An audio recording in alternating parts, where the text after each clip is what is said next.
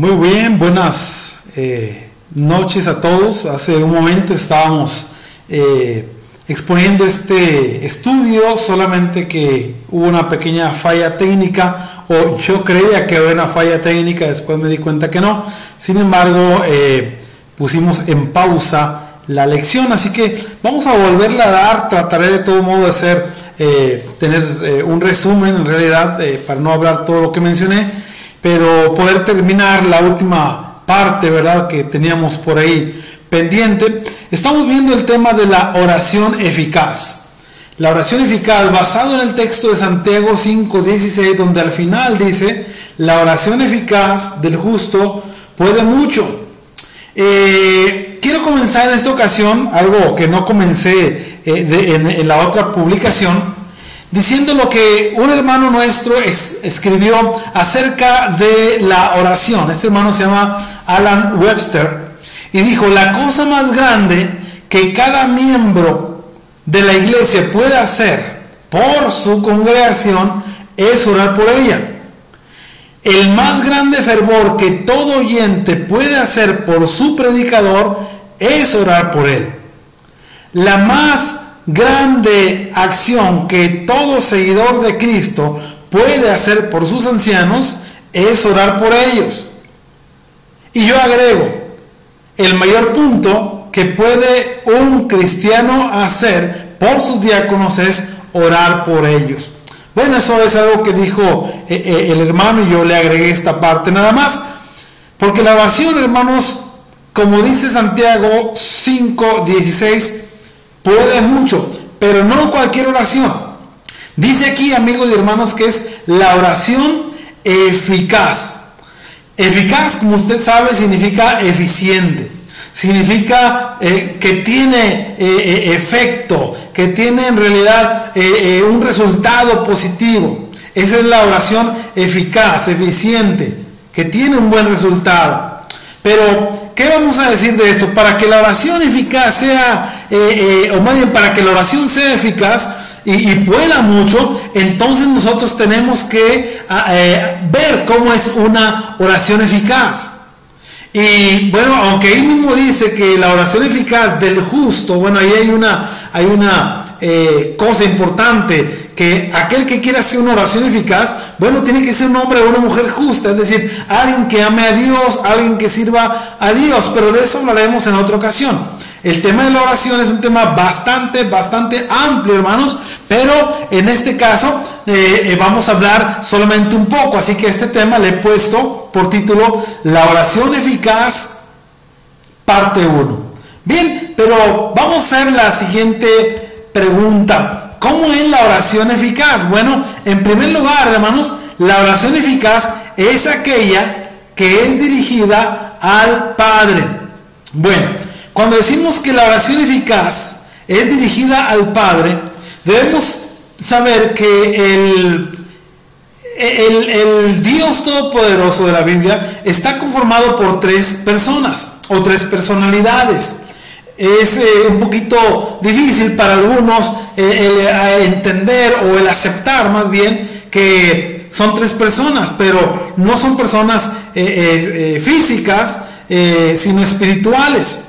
La Biblia utiliza el antropomorfismo para hablar de las personas, o más bien de Dios, como si fuera una persona que tiene manos, que tiene ojos, etcétera, tiene cara, etcétera. Pero en realidad es una persona espiritual. El Padre, el Hijo y el Espíritu Santo son tres personas espirituales formando al único ser que es Dios, al Dios Todopoderoso. Bueno, ¿qué más podemos decir de esto? Bueno, que la oración eficaz es aquella que va dirigida precisamente al Padre. En el mundo religioso existen diferentes métodos de tratar de comunicarse con Dios. Pero ¿es correcta cualquier forma de oración? Hacemos esta pregunta: ¿es cualquier forma la correcta para orar? Otra pregunta: para orar, ¿es suficiente la buena intención, aunque esta intención y aunque la oración no estén de acuerdo a la voluntad de Dios? Bueno, vamos a ver esto en los siguientes partes de nuestro sermón. Decíamos, hermanos, que la oración eficaz es aquella que va dirigida al Padre celestial. El Padre, el Hijo y el Espíritu Santo, los tres forman el Dios de la Biblia, pero uno de ellos nada más, es el Padre, y a Él va dirigida la oración. La oración eficaz va dirigida al Padre. Quiero decirle con esto que muchos quieren orar al Hijo. Cristo, te pedimos esto, Cristo, te pedimos aquello. O al Espíritu Santo, Santo Espíritu, concédenos esto, concédenos aquello. Gracias, Santo Espíritu. Pero en realidad la Biblia, hermanos y amigos, habla de la oración eficaz cuando ésta va dirigida al Padre. Hay muchas cosas, pero voy a abarcar unas cuantas solamente. Pero si su oración es dirigida al Espíritu Santo o es dirigida al Hijo, quiero decirle que no es una oración eficaz, porque es completamente antibíblico. Yo sé que algunos no van a estar de acuerdo conmigo, pero porque es el razonar humano. Cuando yo le diga algo que es mi idea, entonces podemos ponerlo en tela de juicio. Pero no es mi idea, es lo que la palabra de Dios nos va a ir diciendo. Si usted quiere orar y quiere tener una oración eficaz, debe ser dirigida al Padre Celestial, no al Hijo, no al Espíritu Santo. Mire, vamos a ver esto. Vamos a hablar de Cristo y la oración en este punto. Cristo y la oración. Bueno, acabamos de ver que el Dios de la Biblia está conformado por tres partes, pero solamente al Padre es a quien le vamos a dirigir nuestras palabras de oración. Bien, vamos a ver lo siguiente. Cristo y la oración. Fíjense, en su enseñanza, Cristo nos instruye y nos ordena que oremos al Padre. Esto es muy importante, amigos, porque no es una idea de un humano, no es una idea mía o de algún grupo religioso. No, es la palabra de Dios, la palabra de Cristo mismo. Fíjense, en Juan capítulo 14, versículo 13 y 14, el Señor Jesús nos enseña, es decir, Cristo en su enseñanza nos instruye y nos ordena que oremos al Padre. Jamás nos dice, órenme a mí. Jamás nos dice, oren al Espíritu. No, oren al Padre. Juan 14, 13 y 14 nos dice, y todo lo que pidieres al Padre, es Cristo el que habla, pero dice, todo lo que pidieres al Padre. ¿Cuál es mi función? Dice Cristo ahí, en mi nombre, soy solamente el mediador, pero todo lo que le pidieres al Padre en mi nombre lo haré, para que el Padre, no yo, sino el Padre a quien le vas a pedir, lo que encierra aquí, que le vas a pedir al Padre porque Él va a ser glorificado en mí como mediador. Note bien, y todo lo que le pidieres al Padre en mi nombre, lo haré para que el Padre sea glorificado en el Hijo. ¿Qué enseña Cristo, amigo, hermano, conocido, familiar? ¿Qué enseña Cristo sobre la oración? Que esta va dirigida al Padre. Eso lo enseña Él. En su enseñanza, Él nos dice que hay que orar al Padre. Pero fíjense, número 2. Podemos decir que no solamente en su enseñanza, sino también lo encontramos en su forma de vida. Pero antes de eso, continuando con el mismo punto, fíjense lo que dice el Señor Jesús en otros pasajes de la Biblia. Dice Jesús, y yo os digo, pedid y se os dará, buscad y hallaréis, llamad y se os abrirá. Porque todo aquel que pide, recibe. ¿De quién? Ya nos dijo hace rato, al Padre. Todo aquel que le pide al Padre, recibe del Padre, recibe de Dios. Y el que busca, halla, y al que llama se le abrirá. Y nos pone un ejemplo de un papá del mundo, como nuestros papás. Y dice, ¿qué padre de vosotros, si su hijo le pide un pan, le dará una piedra? ¿Usted haría eso, hermano, amigo? No, ¿verdad? O si le pide pescado, en lugar de pescado le va a dar una serpiente. No, le va a poner en peligro su vida. Fíjese, está poniendo un ejemplo de un padre de familia. Y dice, o si pide un huevo, ¿le va a dar un escorpión? Son preguntas retóricas del Señor Jesús. Obviamente todas las preguntas aquí tienen como respuesta no. Y luego dice Jesús en el siguiente versículo, versículo 13, pues si vosotros,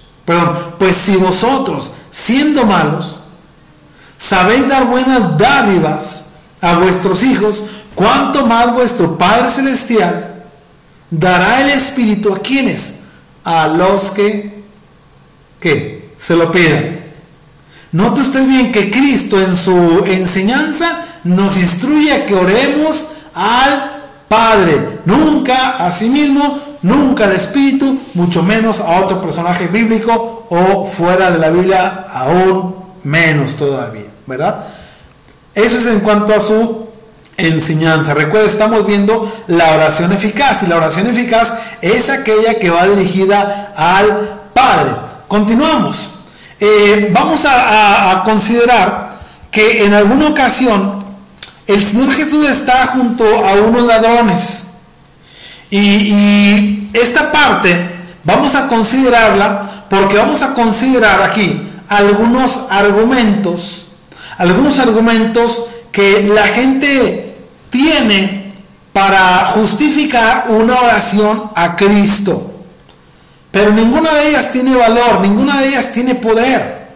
Y suena raro, algunos lo han de decir, es ridículo esto que escuchaste, pero un conocedor de la Biblia me lo dijo y yo se lo comparto con usted. Tal vez usted lo ha escuchado antes, pero ese conocedor de la Biblia me dijo, uno sí le puede orar a Cristo, porque el ladrón en la cruz oró a Cristo. Eso dijo él, pero eso no es lo que la Biblia dice. Vamos a considerar. Mire, aquí encontramos un dibujo, una gráfica, una ilustración. Aquí encontramos a alguien que está representando en cierta forma a Cristo, y dos ladrones a cada lado de él, uno y uno. Y uno de ellos le dice al Señor, acuérdate de mí cuando estés en tu reino, cuando vengas en tu reino. El ladrón en la cruz le dice eso al Señor Jesús. Y el Señor Jesús le dice, hoy estarás conmigo en el paraíso. Hay gente que me ha dicho, hermanos y amigos, que este hombre estaba orando a Cristo, y que por lo tanto nosotros también podemos hacerlo. Pero esto solamente, amigos, es una idea humana. Lo que vemos no solamente en la gráfica, sino en la Biblia, hermanos, es que había un diálogo entre ellos dos. Y esto no es una oración. Y si usted quiere llamarle oración, bueno, ellos lo hicieron, pero porque ellos estaban personalmente, en este caso este del ladrón estaba personalmente con Cristo, pero es una conversación de persona a persona. Mire, si usted y yo decimos que este hombre está orando a Cristo por el hecho de que está platicando con él y le está pidiendo algo, entonces quiero decirle que no era el único ladrón que habló con Jesús. Hubo otro que también habló, solo que para injuriarle, para criticarle, le dice, si tú eres el Cristo, sálvate a ti mismo, y de paso sálvanos a nosotros, si acaso tienes ese poder. En otras palabras, es lo que está diciendo.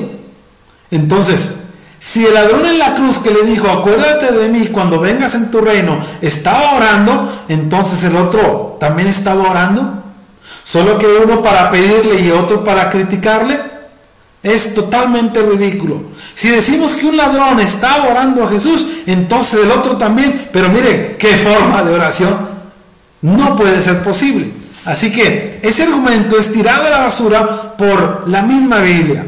Por la palabra de Dios es la que nos enseña que en realidad las cosas no son así de esa manera, ¿verdad? Bueno, vamos a continuar. Lo siguiente, vamos a un segundo argumento. Dicen algunos, Esteban oró a Jesús. Entre comillas, amigos, entre comillas. Esteban oró a Jesús. Vamos a Hechos capítulo 7, versículos 59 y 60. Ahí está escrito para los que están viendo la pantalla. Dice lo siguiente, y apedreaban a Esteban mientras él, note esta parte, mientras él invocaba y decía, Señor Jesús, recibe mi espíritu. Y puesto de rodillas, clamó a gran voz, Señor, no les tomes en cuenta este pecado. y habiendo dicho esto, durmió. Bueno, algunos han dicho que aquí Esteban está orando a Jesús. Pero, ¿es esto en realidad un argumento sólido? ¿Es esto en realidad un argumento? ¿Llega al grado de ser verdaderamente un argumento? Es solamente una razón, una forma de razonar, ¿sí? Un razonamiento nada más. Pero esto no es una oración. Ahí dice, él invocaba al Señor y le decía al Señor Jesús algo. Y todavía le dice algo más, no les tomes en cuenta este pecado. Y después durmió, es decir, murió. Pero vamos a considerar lo siguiente. Vamos a considerar la clave para decir que esto no es una oración. Vamos una vez más, ahí mismo a Hechos, capítulo 7. Pero vamos a ver un pasaje o dos solamente de aquí para darnos cuenta cómo es esto que algunos creen que era una oración, porque Esteban estaba orando a Jesús, estaba hablando a Jesús. Bueno, en Hechos capítulo 7, vamos a ver por el versículo 58, 59, por ahí, versículo 56 para ser más exactos. Dice el versículo 55, desde el 55, pero Esteban, lleno del Espíritu Santo, fíjese, puestos los ojos donde en el cielo, puestos los ojos en el cielo, fíjese esta parte, vio. ¿Qué vio? Vio la gloria, dice aquí. Vio la gloria. ¿Y qué más vio? Vio al Hijo de Dios. Vamos a volver a esta parte. Dice aquí que Esteban estaba viendo esta parte. Fíjense cómo dice aquí. Dice aquí que él vio la gloria de Dios. ¿Y a qué? ¿A quién más? Y a Jesús, que estaba a la diestra. Aquí hay una clave, hermanos. Esteban, puestos los ojos en el cielo, vio cara a cara a Jesús, o lo vio con sus ojos de alguna manera allá en los cielos. Aquí es una clave para enseñar la verdad, que Esteban no estaba orando. Esteban estaba hablando con alguien que estaba viendo, y ese alguien era el Señor Jesús. ¿Qué acaso usted y yo no haríamos lo mismo si lo viéramos? Creo que sí lo haríamos, o de la sorpresa callados nos quedaríamos, pero habría la oportunidad de decirle algo, de hablar con él, de escuchar su voz. Bien, entonces él dice, y veo al Hijo del Hombre. Fíjense, esta frase, en esta ocasión, es la única vez que labios humanos mencionan este título que va enfocado a Jesús. Solamente aquí es usado esta expresión para hablar de Jesús por labios, en este caso, de otro personaje. Pero más de 70 ocasiones, fíjese bien, más de 70 ocasiones se menciona al Hijo del Hombre en los 4 relatos de la vida de Jesús, conocidos también como los 4 evangelios. Así que aquí este hombre, Esteban, que es conocido también como el primer mártir del cristianismo, yo diría el segundo, el primero fue Cristo. No hay otro registrado entre Cristo y Esteban, así que Esteban seguramente es el segundo, estrictamente hablando es Cristo el primero, pero dentro de la época ya de la iglesia, bueno, pues sí podríamos decir que es el primero al menos que está registrado. Pero aquí dice que Esteban vio a Jesús. Fíjense el versículo 59. Y apedreaban a Esteban mientras él invocaba y decía, Señor Jesús, recibe mi espíritu. Lo estaba viendo. Para que no nos engañen a alguien diciendo que hay base bíblica para orar a Jesús, porque esto es, como decía en el otro video, más falso, pero se lo va a cambiar un poquito, más falso que un billete de 30 pesos. No existe. Así que no le pongamos a la Biblia en lo que no dice. No le agreguemos, no creamos en eso. Creamos, hermanos, amigos, en la Biblia. ¿Alguien sabe qué me ha dicho? Bueno, eso es lo que dice tu Biblia. Vaya a su Biblia, la que usted tiene en su casa, y le va a decir lo mismo. Si es otra traducción puede variar un poco, pero la esencia va a ser la misma. Hay que orar a Jesús, pero no hay que orar a Jesús. Lo que hay que hacer es orar al Padre en el nombre de Cristo. Eso sí, eso es lo que la Biblia dice. Pero Esteban no oró a Jesús. Pero si usted quiere llamarle a esto una oración, bueno, usted llámele como usted quiera, pero ellos lo hicieron porque estaban viendo a Jesús. Así que no hay forma de decir que ese es un argumento correcto. Por lo tanto, este es un argumento no válido. Tratar de justificar las oraciones dirigidas a Jesús por el ejemplo que vemos en Esteban, bueno, es un argumento no válido. Es una idea completamente antibíblica. Totalmente, hermanos. Completamente antibíblica. Entonces, si yo quiero hacer una oración eficaz, no debo orar a Cristo. Es completamente antibíblico. ¿Es esto una justificación para orar a Cristo? No.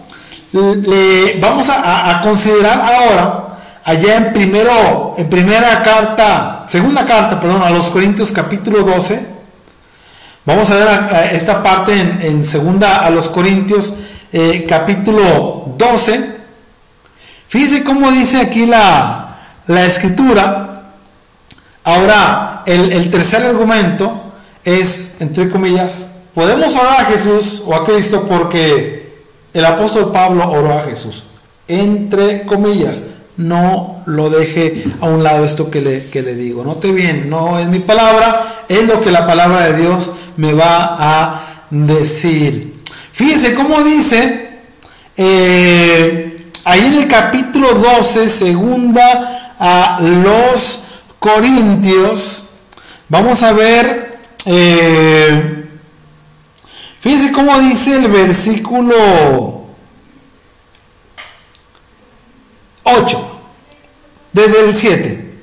Y para que la grandeza de las revelaciones no me exaltase desmedidamente, me fue dado un aguijón en mi carne, un mensajero de Satanás que me abofetee, para que no me enaltezca sobremanera. Antes de continuar, quiero decir, el apóstol Pablo había visto estas visiones, estas revelaciones, y dice aquí, para que yo no me enaltezca, porque vi algo que me reveló Dios, algo que me hizo ver Dios, algo que me dijo Dios. Para que no me enaltezca, Dios me puso un aguijón en la carne.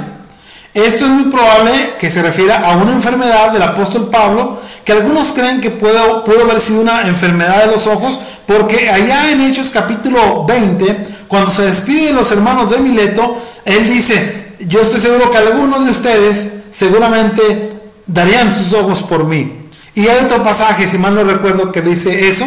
Entonces, se puede pensar que a lo mejor sea esa enfermedad o alguna otra, porque hay otros indicios por ahí en la escritura, pero nunca nos dice exactamente qué es.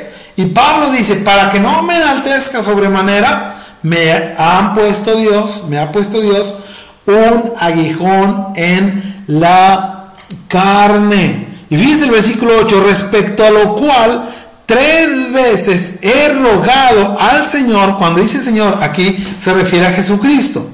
He rogado 3 veces a Jesucristo que lo quite de mí. Mas me ha dicho, bástate mi gracia. Hasta ahí. Hay más que le dijo, pero hasta ahí. Notemos bien, hermanos, que el apóstol Pablo está viendo visión, está teniendo revelación. En la Biblia, hermanos, la revelación es algo que se oye, y la visión, obviamente, algo que se ve. Bueno, vamos a ver y preguntamos, el hecho de que el apóstol Pablo haya rogado 3 veces al Señor que quite de él aquel aguijón en la carne, ¿es una justificación para orar a Cristo? ¿Es esto una base bíblica para orar al Señor Jesucristo? Bueno, vamos a las claves del asunto. Fíjese el versículo 1. Ahí en 1 Corintios 12, versículo 1. Dice, ciertamente no me conviene gloriarme, pero vendré, o como diciendo de otra manera, lo que está dando a entender es, pero voy a hacer referencia a las visiones y a las revelaciones del Señor. El apóstol Pablo, cuando le rogaba a Jesús, me está diciendo en el contexto que él lo hizo en alguna visión o en alguna revelación, tal vez en algún sueño. Y alguien me dice, no, a mí también, yo soñé a Jesús y me dijo. No, eso es otro tema que podemos tratar más adelante. No es ahora de esa forma como en los tiempos bíblicos, pero vamos a hacerlo a un lado de momento. Si quiere, un día podemos hablar al respecto. La clave del asunto aquí es que cuando Pablo dice que él le ha rogado al Señor 3 veces, y las 3 veces el Señor le dice, bástate mi gracia, el apóstol está haciendo una referencia a las veces que él tuvo una comunicación directa a través de una visión, a través de una revelación. Por eso el apóstol Pablo no está dándonos aquí una autorización, un permiso, una base, un indicio siquiera de que nosotros podemos orar a Cristo. No, nada de eso. Completamente, amigos y hermanos, antibíblico. Respecto a orar a Cristo, el Hijo, bueno, en la parte anterior de este asunto, bueno, ya hemos visto, ¿verdad? Pero vamos ahora a considerar que no solamente hay estas aparentes razones para orar a Cristo, son aparentes solamente. Estos argumentos que vimos 3 argumentos hasta ahorita, que algunos utilizan para decir que podemos orar a Cristo, y el primer argumento fue, entre comillas todo, por favor, todo entre comillas, alguien me dijo, o algunos dicen, podemos orar a Cristo porque el ladrón en la cruz oró a Cristo. Ya vimos que no es así. Podemos orar, otra vez, entre comillas, a Cristo porque Esteban oró a Cristo. Ya vimos que tampoco. Podemos orar a Cristo porque el apóstol Pablo oró a Cristo, tampoco, ya lo vimos. Pero ahora vamos a ver también un argumento más, un cuarto argumento. Este abarcará orar al Espíritu Santo. Algunos dicen, podemos orar al Espíritu Santo por una razón, o podemos orar a los 3, porque el Padre, el Hijo y el Espíritu Santo, los 3 son divinos.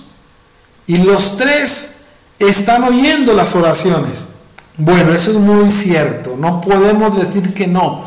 Porque si yo digo que Jesús no oía la oración, si Cristo no oía la oración, en este caso, si usted ora al Padre, yo no puedo decir que Cristo no oye la oración. Sino yo diría que Cristo no es todopoderoso. También tampoco puedo negar que el Espíritu oiga la oración. Pero eso no es el punto. Esto se justifica fácilmente, hermanos. Miren, y lo vemos todos los días cuando hablamos con alguien y al lado de él hay otras personas, pero no estoy hablando con las otras. Yo puedo estar hablando con mi esposa, a mi derecha está mi hija, a mi izquierda mi otra hija, pero no estoy hablando con ella, estoy hablando con mi esposa, o viceversa. Los demás oyen, pero no es a ellos a quien estoy hablando. Respecto a orar a Cristo, en la parte anterior ya vimos ese punto y se nos aclaró que no estamos autorizados para orar a Cristo. Cristo te pido, Cristo te ruego. No es bíblico. Vaya a su Biblia, consulte su Biblia. Lo demás es idea humana. Le animo a que la consulte. Pero respecto a orar al Espíritu Santo, es necesario saber la función del Espíritu para saber si podemos nosotros orar a Él. Hay que considerar cuál es la función del Espíritu Santo en la oración para darnos cuenta que no es a Él a quien le hemos de dirigir nuestras palabras de oración, sino al Padre. Vamos a Romanos capítulo 8, versículo 26 y 27. Romanos 8, versículo 26 y 27. Vamos a considerar estas palabras. Aquí va usted a ver, amigo y hermano, ¿cuál es la función del Espíritu? ¿Acaso la función del Espíritu en la oración es recibir esa oración? Vamos a ver si es cierto o no, o cuál es su función. En Romanos capítulo 8, versículo 26, dice así el escritor, y 27 también. Y de igual manera el Espíritu, note bien que el Espíritu es con mayúscula. Cuando habla Espíritu con minúscula es el Espíritu del hombre. Pero aquí habla del Espíritu Santo. Y de igual manera el Espíritu nos ayuda en nuestras debilidades. Pues que hemos de pedir como conviene, no lo sabemos. Pero el Espíritu mismo intercede por nosotros. El Espíritu mismo intercede por nosotros. Entre nosotros y Dios hay un intercesor y hay un mediador. Cristo es el mediador. Aquí el intercesor es el Espíritu Santo. No es el que recibe la oración. Así que viendo esto, amigos y hermanos, nos damos cuenta que la oración tiene a los tres ahí en funciones distintas. El Padre recibiendo la oración, el Hijo como mediador y el Espíritu Santo como intercesor para ayudarnos a saber cómo y qué es lo que debemos pedir en nuestras oraciones. ¿Sí? Esa es la función, pero note bien el versículo 27. Mas el que escudriña los corazones sabe cuál es la intención del Espíritu, porque conforme a la voluntad de Dios intercede por nosotros o por los santos, como dice aquí. Bien, dicho esto, hermanos, me está diciendo que el Espíritu en la oración es un intercesor, porque no somos nosotros lo suficientemente espirituales para que pidamos directamente a Dios y que Él nos escuche sin haber alguien en medio como mediador, que es Cristo, o alguien como intercesor, que es el Espíritu Santo en la oración, el cual me va a ayudar a pedir como conviene, me va a ayudar a pedir lo que es correcto, me va a ayudar a pedir lo que es justo. Así que aquí encontramos la clave de que no podemos orar al Espíritu. Dijo una hermanita años atrás, sí podemos, pero no debemos. Y eso es lo más importante. No estamos autorizados para orar al Espíritu Santo. Yo sé que muchos no están de acuerdo conmigo, pero si usted no está de acuerdo conmigo, no está de acuerdo con la palabra de Dios, porque lo que le estoy diciendo yo aquí es la palabra de Dios. Ideas humanas fuera, palabra de Dios dentro. Bien, a veces creemos estas cosas porque los demás lo dicen. La mayoría de la gente dice esto, pero ¿dice eso Dios? Eso es lo más importante. ¿Qué es lo que dice Dios al respecto? El Espíritu Santo, hermanos, mora en el verdadero cristiano a partir de que éste emerge de las aguas del bautismo. Él, el Espíritu, intercede y nos ayuda a pedir correctamente al Padre Celestial en nuestras oraciones. Por lo que le acabo de decir, porque no somos suficientemente espirituales para orar al Padre sin ayuda del Espíritu. Para ello el Espíritu Santo intercede por nosotros. Bien, vamos a lo siguiente. Estamos viendo el tema, la oración eficaz, y acabamos de ver el primer punto. ¿Cuál es la oración eficaz? Es la que va dirigida al Padre. E insisto también, esto es solo la primera parte del tema. ¿Cuántas partes tiene? Lo ignoro porque son muchísimas, pero trataré de hablarle más acerca de la oración. Yo le animo a que apunte lo que estamos viendo. Vamos a ver el segundo asunto. Como esto queda grabado ahí en el Facebook, si se le pasó algo, lo puede volver usted a ver y hacer apuntes. Bien, vamos a el siguiente asunto. La oración eficaz también es aquella, hermanos, la oración eficaz es aquella oración que lleva palabras de alabanza a nuestro Dios. ¿Cómo es esto? ¿Cómo es esto? ¿A qué se refiere esto? Bueno, Mateo capítulo 6, 9 y 10 me dice lo siguiente.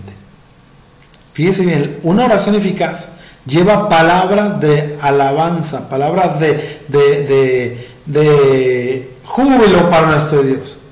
Estas son palabras de Jesucristo mismo. Mire bien, por favor. Vosotros pues oraréis así: Padre nuestro. Note esto que está en letra negrita. Padre nuestro. ¿Qué más le dice? Que estás en los cielos. ¿Qué más le dice? Santificado sea tu nombre. ¿Qué más le dice más adelante? Hágase tu voluntad. Y le agrega, ¿verdad? Son palabras de Cristo. Como en el cielo, así también en la tierra. En un punto, no me lo quiero saltar, pero tampoco voy a abundar en ello, dice, venga a tu reino. Son palabras de alabanza. Sin embargo, el reino ya vino. Si alguien está interesado, podemos hacer un tema al respecto, porque esta oración, en la oración no podemos decir ya, venga a tu reino, porque dice la Escritura que ya hemos sido trasladados al reino. Bien, entonces encontramos aquí en el Evangelio de Mateo, o en el relato de la vida de Jesús dada por Mateo, notamos aquí, amados hermanos, que la oración eficaz tiene palabras de alabanza en ella. Y aquí hay varias frases. Por ejemplo, que estás en los cielos, es una frase indicadora del absoluto poder y dominio que Dios tiene, y nadie que no esté en el cielo y que no sea Dios, nadie podría ni puede tener el control total sobre las cosas. Santificado sea tu nombre. La santidad absoluta es una cualidad única de Dios, y nadie en la tierra puede ser más santo, o como dijo alguien, ni siquiera llegarle a los talones. Bien, vamos a considerar otra parte de la Escritura, hermanos. Eso lo va usted a encontrar allá en Isaías. No tengo el texto aquí a la mano, pero allá en el libro de Isaías nosotros encontramos que Isaías está haciendo una oración donde él está mencionando, amigos y hermanos, algunas palabras de mucha alabanza a nuestro Dios.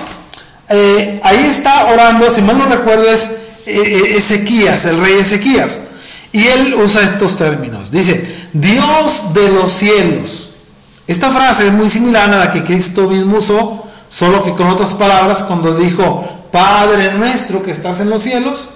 Aquí este hombre usa Dios de los cielos, pero también dice fuerte, y dice grande, y dice temible, y empieza a pedirle, ¿sí?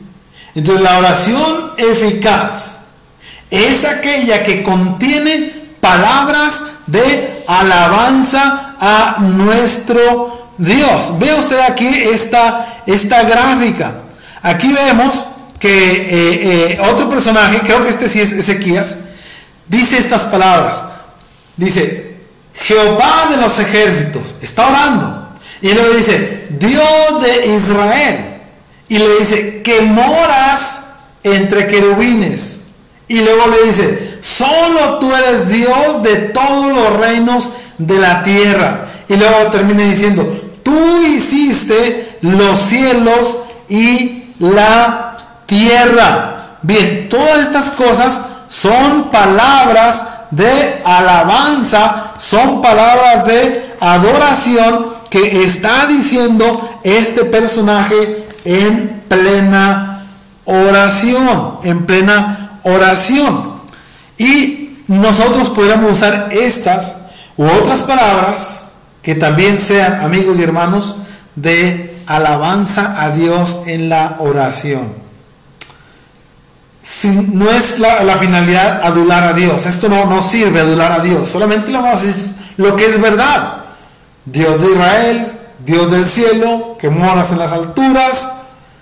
Estamos viendo, hermanos, el tema, la oración eficaz.